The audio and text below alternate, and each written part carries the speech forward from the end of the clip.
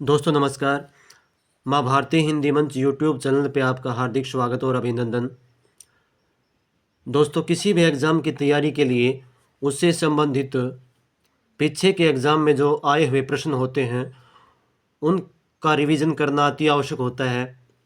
उनसे एक नई दिशा मिलती है कि इस प्रकार के प्रश्न जो है पूछे जाते हैं किसी एग्ज़ाम में, और उसी को ध्यान में रखते हुए आपके सामने आज ये क्लास लेकर आया हूँ। तो देखिए, मेरे पास एक बुक है और इसमें विभिन्न परीक्षाओं में पूछे गए प्रश्नों का एक संग्रह है। यहाँ पे अनुमान लगेगा आपको कि इस प्रकार से प्रश्न जो है पूछे जाते हैं। इसमें सभी व्याकरण के जो टॉपिक हैं सारे सभी से उठाए गए हैं और ये एचटेट और रीट के लिए बहुत एक कारगर सिद्ध होगी क्लास। तो देखो, इस प्रकार की क्लासेस जो है आती रहेंगी पेपर तक, तो जुड़े रहिए। तो देखो, आज का पहला प्रश्न क्या है। व्यवस्था के पूर्व कौन सा उपसर्ग लगाएं कि उसका अर्थ विपरीत हो जाए। व्यवस्था के पूर्व, व्यवस्था शब्द के पहले कौन सा उपसर्ग लगाएं कि उसका अर्थ विपरीत हो जाए। तो देखो, इसने पूछा है, क्या पूछा इसने, व्यवस्था का विलोम शब्द जब बनाएं तो उसके आगे कौन सा उपसर्ग लगेगा। इसने ये प्रश्न पूछा है। तो कौन सा, अब व्यवस्था का विलोम हो जाएगा अव्यवस्था, तो सीधी बात है इसमें ए लग जाएगा। पहला ही ऑप्शन हो जाएगा ए। आ नहीं होगा, अप भी नहीं होगा, परी भी नहीं होगा। अगला प्रश्न देखिए, अपने से बड़ों के लिए पत्र लिखते समय उपसंहार होगा। उपसंहार का मतलब समाप्ति। समाप्ति पर कौन सा आएगा इसमें ऑप्शन। आपका आज्ञाकारी, आपका स्नेह पात्र, आपका कृपाकांक्षी, ये सभी।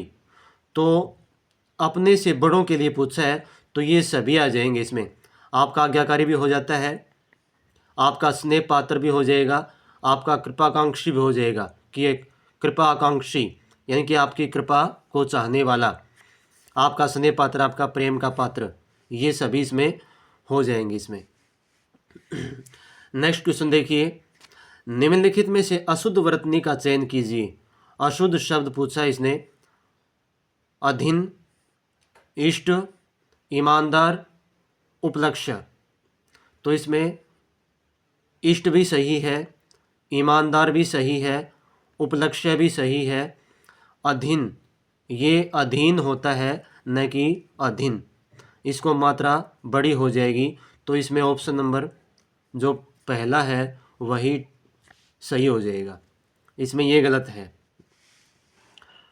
आगे देखिए, क्वेश्चन नंबर 4 क्या कह रहा है कि बिखरे मोती रचना के रचनाकार कौन है। बिखरे मोती, तो ये एक काफ़ी प्रसिद्ध रचना है। ये सुभद्रा कुमारी चौहान की काफ़ी एक प्रसिद्ध रचना है। तो इसकी कौन है रचनाकार, महादेवी वर्मा, सुभद्रा कुमारी चौहान, ये हो जाएंगी इसकी, सुभद्रा कुमारी चौहान। चंद्रबरदाई, रस खान, ये नहीं होगा। और हाँ, इसका ऑप्शन नंबर बी हो जाएगा, बिखरे मोती। आगे देखो, श्रृंगार का शुद्ध वर्तनी विश्लेषण होगा। श्रृंगार, पहली बात तो ये है इम्पोर्टेंट शब्द है ये, शुद्ध अशुद्ध के उसमें इम्पोर्टेंट बहुत बार पूछा गया है ये शब्द कि श्रृंगार का श्रृंगार का शुद्ध रूप क्या होगा। तो श्रृंगार का शुद्ध रूप ये होता है, ये वाला। और जहाँ ये शुद्ध रूप पूछते हैं तो वहाँ ये ऑप्शन भी 101% मिलता है, ये वाला। सिर्फ श्रृंगार में ये हो जाएगा, आधा श और नीचे री। ये जो है ना, ये वाला, ये रे का है, रे है ये रे नहीं आता, तो इसका ये हो जाएगा। अब क्या पूछता है इसमें, शुद्ध वर्तनी विश्लेषण होगा इसमें। अब इसने वर्ण विच्छेद पूछा इसका, तो वर्ण विच्छेद से, री, ग, आ, रे नहीं होगा, नहीं, क्योंकि ये ग है, उपरंग जो है ये नहीं आएगा इसमें। आगे देखो, से, री, ड, ग, एर नहीं, ये यहाँ पे आ की मात्रा होनी चाहिए थी, गलत है। से री ग ग आ र ए, ये हो जाएगा इसमें श्रृंगार। ऐसे बनता है इसका वर्ण विच्छेद। ये से के नीचे री आ गया, फिर ये अंग आ गया, क वर्ग का जो पंचम वर्ण है, फिर आधा ग आएगा, आ की मात्रा हो गई ग को, रे और ए, श्रृंगार। ऑप्शन नंबर सी हो जाएगा इसमें। अगला प्रश्न देखिए क्या कहता है ये, निम्नलिखित में से कर्तरीवाच्य होगा। कर्तरीवाच्य पूछा इसने, तो वाच्य का जो है एक की क्लास एक बहुत ही सरल भाषा में डाल दी गई है, आप जाके देख सकते हैं जिन साथियों ने नहीं देखी है। बिल्कुल सरल भाषा में एक एक चीज़ को समझाया गया है, वो देखने के बाद आपका जो है प्रश्न गलत नहीं होगा वाच्य से। तो इसमें देखो कर्तरीवाच्य, जहाँ कर्ता की प्रधानता होती है, मतलब क्रिया जो है कर्ता के अनुसार बदलती है, वो पूछा इसने। उमेश से हंसा गया, नहीं, इसमें तो भाववाच्य बनेगा। आप गाना गाइए, देखते हैं और भी हो कभी। सलोने से हंसा नहीं गया, ये भी भाववाच्य है, उपरोक्त में से कोई भी नहीं। तो आप गाना गाइए, ये जो है क्या हो जाएगा, इसका कर्तरीवाच्य है, ये कर्तरीवाच्य है इसका, बी का। आगे देखो, आगे देखो, प्रेरणा शब्द का संधि विच्छेद होगा। प्रेरणा का संधि विच्छेद, एक बार सॉरी, प्रेरणास्पद है, प्रेरणास्पद शब्द का संधि विच्छेद क्या होगा, एक बार पहले ही पूछा गया था, फिर पूछ दिया, इम्पोर्टेंट है, आगे पूछ सकते हैं किसी भी एग्जाम में, कि ज़रूरी नहीं है कि ये प्रश्न जो है ना सिर्फ स्टेट और रीट के लिए हैं। कोई भी किसी प्रकार की जो तैयारी करता है बच्चा, अभ्यर्थी, वो सभी एग्ज़ाम में जो है आए हुए हैं और आने की संभावना है। तो देखो, प्रेरणास्पद शब्द का संधि विच्छेद क्या होगा, प्रेरणा प्लस आस्पद, प्रेरणा प्लस आस्पद, प्रेरणा प्लस पद और प्रेरणा प्लस पद। तो इनमें से ऑप्शन नंबर ए ही हो जाएगा इसमें। और दीर्घ संधि का एग्जाम्पल है ये, प्रेरणा प्लस आस्पद, प्रेरणा मोटिवेशन जिसको बोलते हैं, और आस्पद होता है स्थान या जगह। तो प्रेरणा का स्थान ये हो जाएगा इसका, आस्पद नहीं होता, आस्पद होता है ये। तो ऑप्शन नंबर इसका ए हो जाएगा। अगला प्रश्न देखो, निश्चितता मूल शब्द से जुड़े उपसर्ग प्रत्यय सही हैं। निश्चितता में मूल शब्द में जुड़े उपसर्ग और प्रत्यय दोनों ही पूछे इसने। तो इसमें क्या है, इसमें चिंत धातु है, धातु तो इसमें क्या है, चिंत है, इसमें धातु इसमें चिंत रहेगी। और निस, निस या नी विसर्ग है इसमें, नी को, ये सही है। चिंत और ता प्रत्यय हो गया इसमें, निश्चिंता, ये हो जाएगा इसमें। ये भी नहीं है, निश्चिंतता, ये नहीं बनेगा। और निचिंतता, ये भी नहीं है। निश्चिंता, ये बन सकता था ये वाला, लेकिन यहाँ यदि ये स ये होता, स यदि यहाँ पे ये होता सपेरे वाला, तो यहाँ ये ठीक हो सकता था। अब ये नहीं रहेगा, क्योंकि कोई भी हो, कोई भी निस दुस ये हो, तो ये उसके मूल में उपसर्ग ही रहेगा, ये वाला। अब ये इसके बाद से कौन सा बनता है, वो इससे पीछे वाले पर और इससे आगे क्या है उस पर डिपेंड करता है। उसको देखकर ये से की से में परिवर्तित होगा, और कौन से में, यदि तालव्य से बनना है, या फिर मूर्धन्य बनना है, या फिर दंतव्य बनना है, तो उस पर डिपेंड रहेगा। नहीं तो मूल रूप में किसी भी उपसर्ग में यदि से आता है तो ये रहेगा मूल में, इस बात का ध्यान रखना। तो इसमें हो जाएगा निश्चिंत प्लस ता। अब विसर्गों का क्या बन गया, श बन गया। और श ये क्यों बना, ये सलगम वाला श क्यों बना, क्योंकि अब देखो, निस नी प्लस चिंत प्लस ता, विसर्ग संधि का है ये निश्चिंता। तो च का उच्चारण स्थान क्या है, च का उच्चारण स्थान है तालु। तालु उच्चारण स्थान की वीडियो में डाल रखी है, बहुत ही गजब की ट्रिक है, उसमें देखना जाके, भूलोगे नहीं कभी भी। तालु, च का उच्चारण है तालु। और अब क्या नियम है कि विसर्ग के तुरंत बाद, विसर्ग के तुरंत बाद यदि क्या है, जिस भी उच्चारण से युक्त जो भी है, जिस भी उच्चारण स्थान से युक्त जो शब्द है, वर्ण है, वही से यहाँ बन जाएगा। जैसे कौन सा, जैसे तालु है इसका, तो तालु से उच्चारित कौन सा श है वही यहाँ आ जाएगा। तो तालु से उच्चारित श है सदगम वाला, ये वाला, ये बन जाएगा यहाँ पे। इस प्रकार से यहाँ ये स आ गया। समझ गए होगे मेरे ख्याल से। आगे देखो, निम्नलिखित में से द्वंद्व समास है। यथा संभव नहीं, ये तो अव्ययभाव समास रहेगा। देशभक्ति ये नहीं है, तत्पुरुष समास है, देश के लिए भक्ति। देश विदेश ये हो जाएगा इसका, देश और विदेश दोनों पद प्रधान हो जाएंगे। पीताम्बर, पीताम्बर में क्रमधारीय समास भी बनता है और बहुव्रीहि समास भी बनता है। हम विग्रह किस वे में कर रहे हैं उस पर डिपेंड करता है वो। जैसे पीले हैं, पीत है जो अंबर, तो क्या हो जाएगा, इसमें क्रमधारी हो जाएगा। और पीले हैं वस्त्र जिसके, ऐसे करेंगे तो फिर बहुव्रीहि बन जाएगा। तो इसमें इसका ऑप्शन सही हो जाएगा, ऑप्शन नंबर सी। अगला देखो, मनोयोग शब्द में संधि कौन सी है। मनोयोग, तो पहले इसका संधि विच्छेद बता दूं तो मनः प्लस योग हो जाएगा इसका। मनः प्लस योग इसका विच्छेद बन जाएगा। और इसमें विसर्ग संधि हो जाएगी, स्वर संधि नहीं है, व्यंजन भी नहीं है, विसर्ग संधि इसमें हो जाएगी। तो इसका ऑप्शन नंबर ये हो जाएगा। आगे देखो, कोई गाना गा रहा है, कोई गाना गा रहा है, इसके लिए विलोम शब्द, इसके लिए सर्वनाम पहचानिए। तो कोई, तो क्या हो जाएगा, अनिश्चयवाचक, प्रश्नवाचक, संबंधवाचक, निश्चयवाचक। तो अनिश्चयवाचक सर्वनाम हो जाएगा इसमें। कोई निश्चितता नहीं है यहाँ पे, जिस सर्वनाम में कोई निश्चितता नहीं हो किस चीज़ की, वहाँ अनिश्चयवाचक सर्वनाम हो जाएगा। इसकी जगह ये होता कि वह गाना गा रहा है या फिर मोहन गाना गा रहा है, तो फिर निश्चयवाचक हो जाता है इसमें।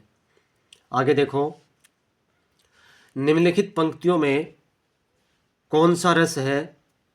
एक और अजगर लखी, एक और मृगराय, विकल बटो बीच ही परपो मूर्छा खाए। तो इसमें कौन सा हो जाएगा, एक और अजगर लखी, एक और मृगराय, विकल बटो ही बीच ही पर्यो मूर्छा खाए। कहता है कि एक और तो क्या अजगर दिख रहा है और एक और मृगराय, ये भी कोई हिंसक जानवर होता है। विकट बटोही बीच में, विकल का मतलब बेचैन, दुखी, बटोही होता है यात्री या मुसाफिर, दोनों के बीच में जो है कौन है, यात्री है। पर्यो मूर्छा खाए, और कहता है कि गिरते ही वो बेहोश हो गया। तो इसमें कौन सा है, इसमें भयानक, करुण, शांत, भक्ति। तो इसमें भयानक रस हो जाएगा, भयानक रस। तो इसमें हो जाएगा भयानक रस। आगे देखो, परिमाणवाचक क्रिया विशेषण वाक्य को चिन्हित कीजिए। परिमाणवाचक क्रिया विशेषण, तो इसमें कौन सा होगा। देखो, क्रिया विशेषण से बहुत सारे प्रश्न पूछे जाते हैं। हमें बड़ों से आदरपूर्वक बात करनी चाहिए, आदरपूर्वक बात करनी चाहिए, नहीं है, ये तो हो गया रीतिवाचक में। पानी कल से बरस रहा है, नहीं, ये तो हो गया कालवाचक क्रिया विशेषण में। रात को कम खाना चाहिए, ये है भाई, रात को कम खाना चाहिए।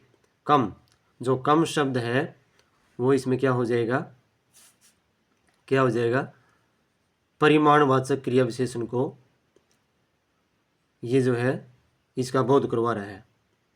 अब यदि ये होता रात को और खाना के बीच यदि कम से हटा दिया जाए तो फिर हो जाता ये काल वाचक क्रिया विशेषण। अब ये कम खाना चाहिए तो फिर यहाँ पे क्या हो जाएगा, परिमाणवाचक। आगे देखो, आगे देखो भाई, दिए गए शब्दों वाक्य के लिए एक शब्द का चयन कीजिए। अब देखो इसमें क्या होगा, पाप करने के बाद स्वयं दंड पाना, पाप करने के बाद स्वयं दंड पाना। अब कोई जो है ना इस प्रकार का पाप हो गया हो और उससे फिर जो है ना मन में ऐसी ग्लानि पैदा हो जाए कि भाई स्वयं जो है ना ऐसा हो कि मेरे साथ मुझे दंड मिले इसका, तो क्या होता है उसके लिए? प्रताड़ना। नहीं, प्रताड़ना तो किसी टॉर्चर जो होता है इंग्लिश का वर्ड, उसके लिए प्रयोग करेंगे। पश्चाताप। पश्चाताप वैसे होता है, पश्चाताप तो वो होता है कि पाप करने के बाद जो है एक थोड़ा सा ऐसा महसूस करना कि गलत हो गया भाई, तो वैसे तो होता ये भी है। लेकिन प्रायश्चित उसका इसका सही होगा कि प्रायश्चित ये होना, हार मान लेना, ये तो वैसे है, ये दे दिया, तो इसका हो जाएगा प्रायश्चित। दो समीपवर्ती वर्णों के मेल से जो विकार होता है वो क्या होता है? दो समीपवर्ती वर्णों के मेल से जो विकार पैदा होता है, विकार का मतलब परिवर्तन, बदलाव, तो क्या होता है वो? उसको संधि बोलते हैं। अवयव नहीं होता। प्रत्यय। प्रत्यय तो जो है जुड़ने के बाद उसके अर्थ में परिवर्तन होता है। समास। समास भी नहीं होता। संधि, ये संधि हो जाएगा, इसमें संधि हो जाएगा। आगे देखो, समूहार्थक शब्द का चयन कीजिए। समूहार्थक शब्द का चयन जो समूह का बोध करवाता हो। जहाज, बेड़ा, केवट और नाव।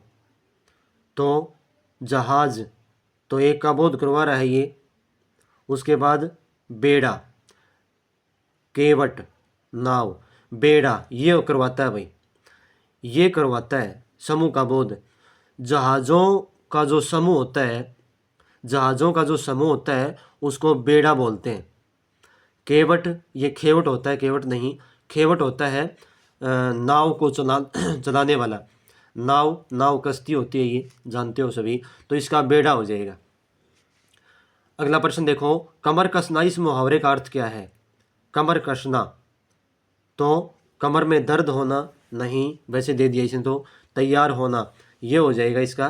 कमर कसना तैयार होना कि भारतीय सैनिकों ने युद्ध के लिए कमर कस ली, ऐसे इसका तो तैयार होना। किसी के इशारे पर चलना ये नहीं हो, गप्पे मारना नहीं है ये भी। राम ने रोटी खाई इस वाक्य में की क्रिया क्या है? क्रिया पूछी इसने, राम ने रोटी खाई, तो इसमें राम क्या है? कर्ता हो जाएगा, रोटी क्या है? कर्म हो जाएगा, और खाई ये है इसमें क्रिया, खाई। पर्यायवाची का दूसरा नाम क्या है? देखो, विलोम शब्द, ये तो विपरीतार्थक हो जाएगा, उल्टा। कठिन शब्द नहीं है। समानार्थक शब्द ये है इसका, जो समान अर्थ वाले जो शब्द होते हैं वो कहलाते हैं पर्यायवाची। सरल शब्द ये भी नहीं होगा, तो इसका ऑप्शन नंबर सी हो जाएगा। अगला प्रश्न देखो क्या है, बहुत ही अच्छे प्रश्न दे रखे हैं। अलंकार शब्द का शाब्दिक अर्थ बताइए। अलंकार शब्द का व्याकरण शास्त्र नहीं है, सौंदर्य नहीं, आभूषण या गहना ये हो जाएगा इसमें। तो अलंकार शब्द का होता है आभूषण या गहना। आगे देखो, वाच्य के कितने प्रकार होते हैं?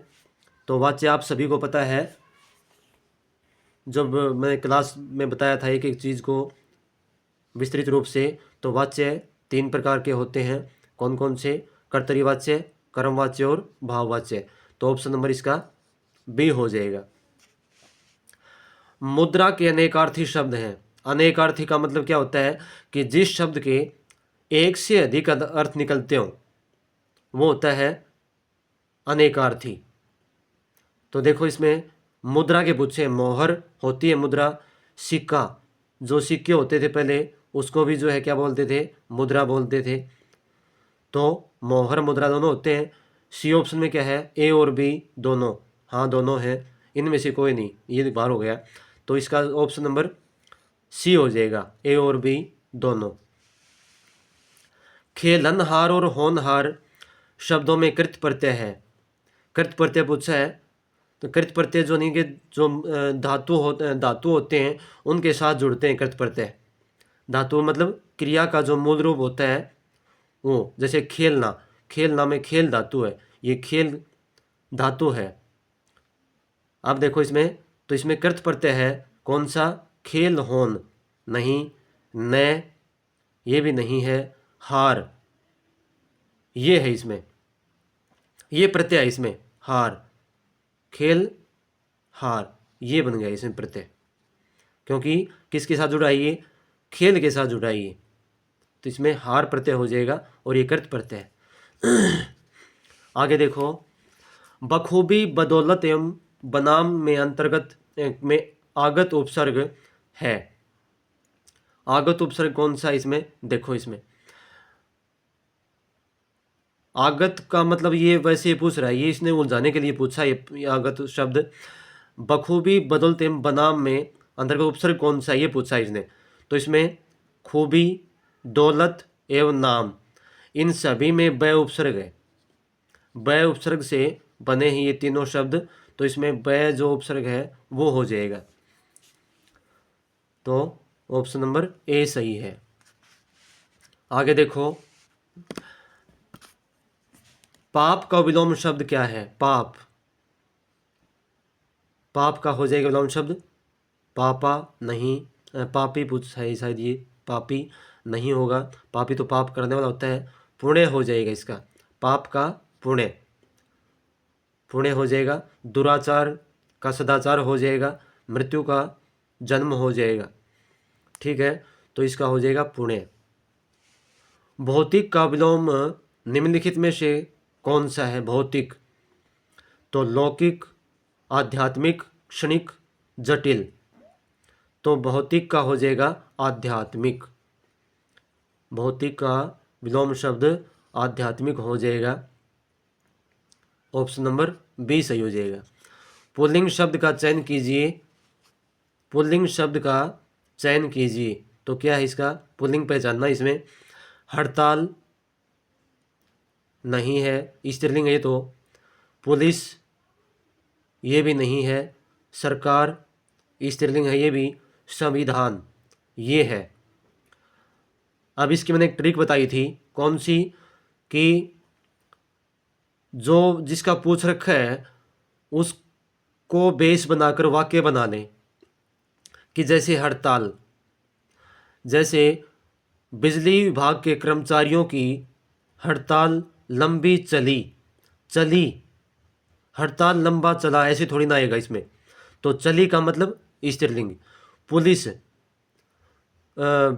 जो है इसमें कैसे करें, कि भीड़ इकट्ठा होते हुए देख वहाँ पुलिस पहुँच गई, भीड़ को इकट्ठा हुए देख वहाँ पुलिस पहुँच गई, गई का मतलब तो फिर स्त्रीलिंग।